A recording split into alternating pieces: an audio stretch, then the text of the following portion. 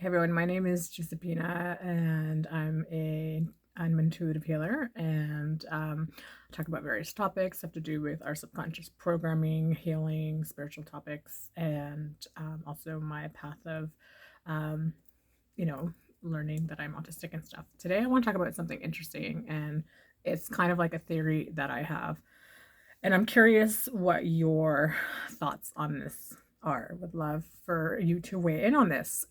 This is just something that I thought of, and I wanted to bring it to the table to see if anyone wants to talk about it. Now, we talk about like trauma running in family lines. This is a topic that I talk about a lot in family enmeshment and various other things that happen, and that we just kind of perpetuate these cycles over and over and over again. So that's the first part. The second part I want to talk about is how much of that trauma is, um, sorry, let me rephrase this. How many people uh, who are actually like very neurodivergent are the ones who tend to be more in this very trauma cycle dynamics that keep repeating that are generational? What I mean by that is undiagnosed like neurodivergence. So people having meltdowns and being unable to communicate, or just the various ways that we're incapable of functioning in regular, not regular, I don't like that word, but in our, societies and paradigms and stuff like that. And the difficulty that we have with that, and the lack of support and just knowledge of that, awareness of that, and the meltdowns we experience in that, the burnout we experience in that, and all of that stuff. We're talking about people who don't even know that they're neurodivergent. And so they're existing in life this way. And for many people, that can show up in different ways. It can show up in ways where they might, you know, have more meltdowns or treat like their family differently. And this is an excuse, not an excuse for any abuse or anything like that by any means. I just want to be very clear about that. I'm not excusing that. I'm just trying to offer a different insight of what undiagnosed neurodivergence can do in family. Now, we talk about how did people not know that I was neurodivergent? Well, that's just because neurodivergence, autism, and other things like that tend to be very genetic. So it, chances are that your family didn't realize that you were autistic or something because they're also very neurodivergent, whether they're ADHD or something else, because you guys are all running off of the same type of patterns, the same programming, not programming, but the same wiring. Okay. So you're not able to identify that something else is going on with that person when you're also, operating at that same level. And so you have like these families who end up maybe not being good at functioning in outer things. And so they create these very close knit and mesh families.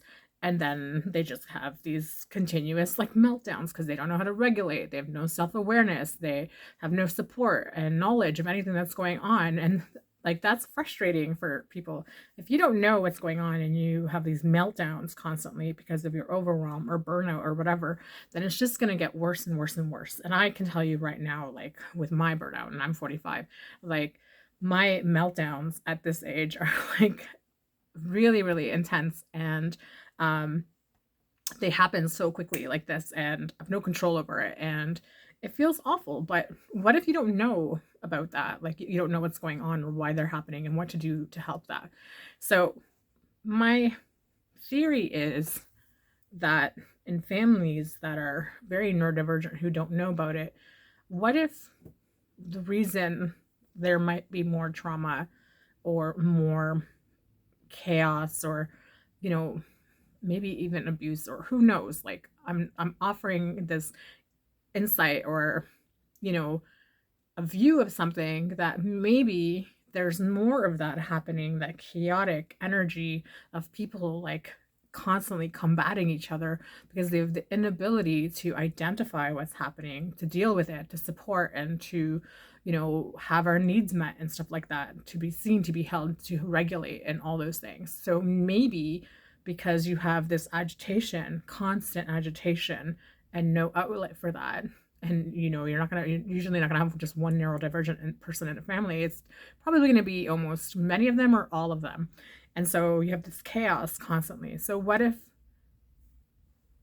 you have more trauma in those types of families because of that, because of how they're experiencing life? I'm curious if this is how it was in your household. It's okay if it wasn't. That's amazing. I'm happy that it was it's peaceful and loving and supportive in your family. But I'm curious for people who are in my age group, my demographic, if you experienced this in your households, if that was something that you felt was in your household, like that type of chaotic energy, maybe more trauma and things like that.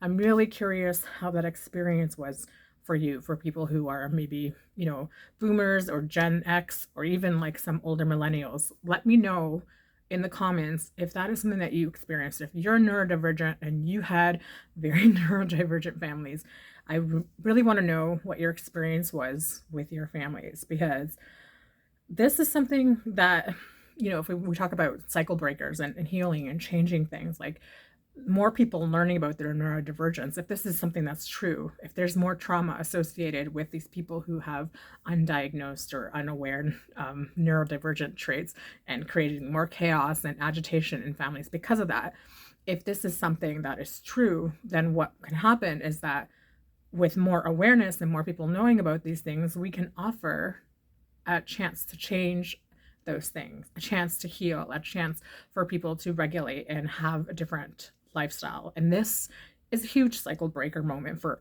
many of us. So share in the comments if this was your experience or what your thoughts are on this. I just want to bring it to the table and see what you're thinking. Also, if you're new here, welcome, and please like and subscribe to my channel. I would really appreciate that. That's all. Have a good one. Take care.